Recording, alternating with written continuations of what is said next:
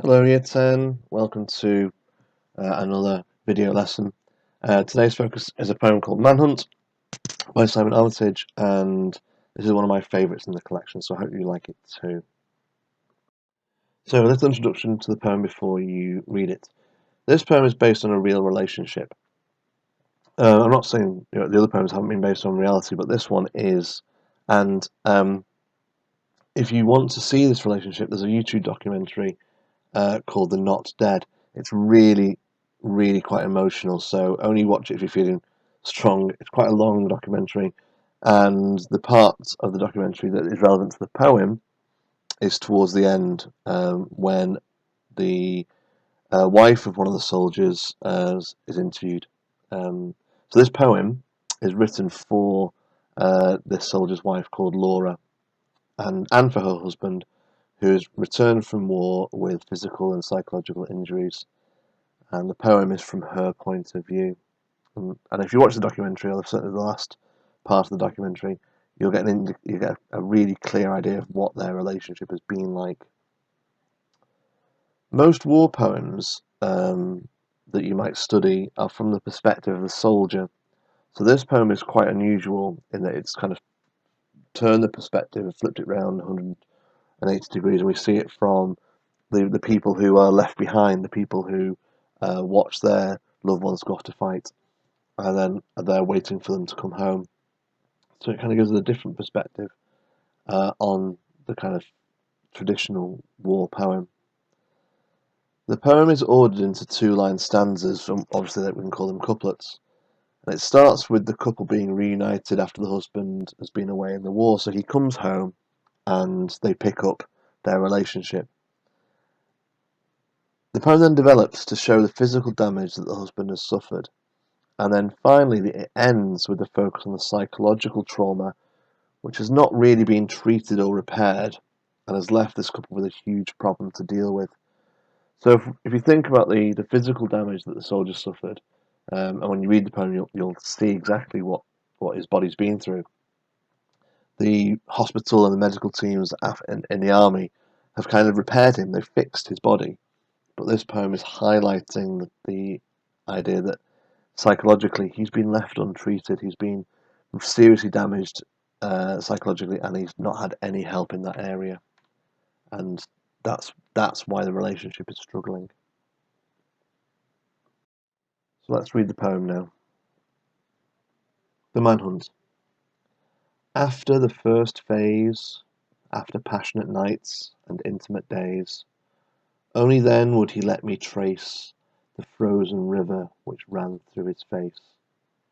Only then would he let me explore the blown hinge of his lower jaw, and handle and hold the damaged porcelain collarbone, and mind and attend the fractured rudder of a shoulder blade, and finger and thumb the parachute silk of his punctured lung. Only then could I bind the struts and climb the rungs of his broken ribs, and feel the hurt of his grazed heart.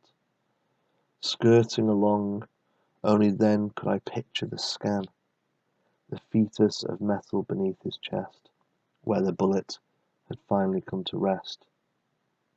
Then I widened the search. I traced the scarring back to its source, to a sweating, unexploded mine buried deep in his mind, around which every nerve in his body had tightened and closed. Then, and only then, did I come close. So, some of the things that I think about with this poem, and some of the thoughts that pop into my head, are first of all, the relationship in this poem is both really strong and fragile at the same time. This couple could potentially be fine and work their way through the difficulty that they're going through. Or this poem could be the start of the end. The poem ends with this kind of unclear outcome, and we don't know whether this marriage will survive or whether this marriage is going to end. When we read the injuries that the husband has endured, it is shocking. Multiple injuries, to his head, and to his body. And each one of those injuries is described in a metaphor.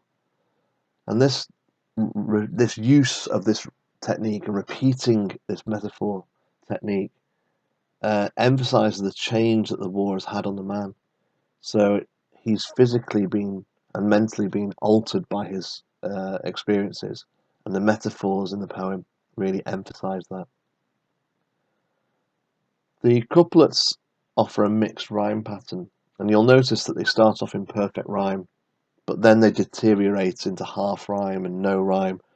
And this represents the relationship which is broken and damaged, but it's trying to keep going.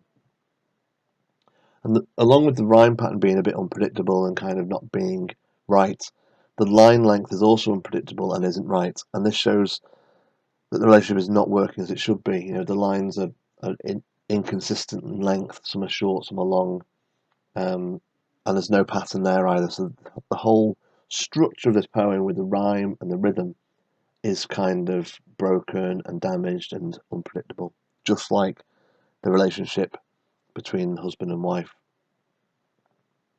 At the end of the poem, the final three couplets switch the focus from the physical damage to the psychological, and the devastating image of the unexploded mine is what the reader is kind of left with.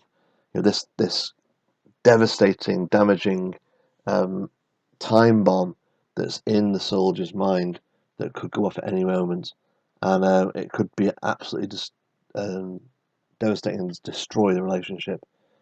So that's what the poem ends on, with this awful image, which really is quite terrifying.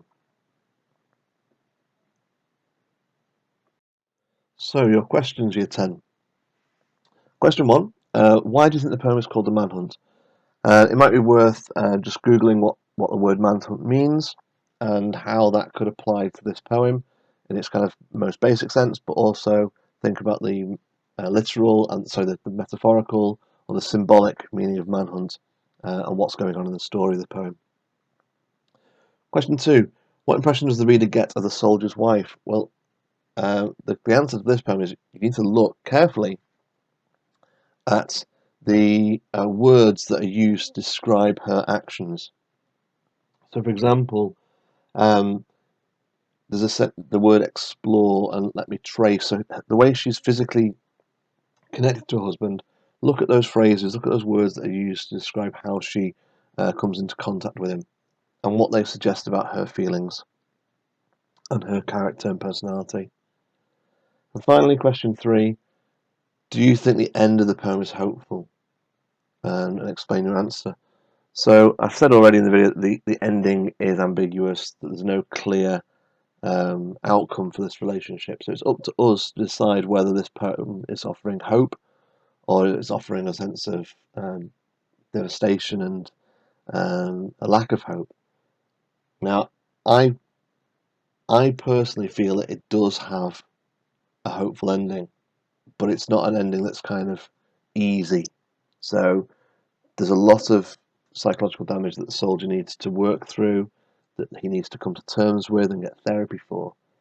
But the last line suggests that there's a determination from the wife to kind of help him. So I think it has some hope, but you might have a different answer, and that'll be interesting to see what you think. So as always with these questions, there is no right or wrong answer. It's your opinion, and that's what I need to know. So I hope you enjoy the poem. I hope you write some pretty good answers to these questions. Make sure you put some details in from the text, put some quotes that really help me understand where your thoughts are coming from. And obviously, take care of yourselves, look after your families, and I look forward to seeing you again soon. Okay, take care, year 10. I'll set some more work tomorrow. Bye now.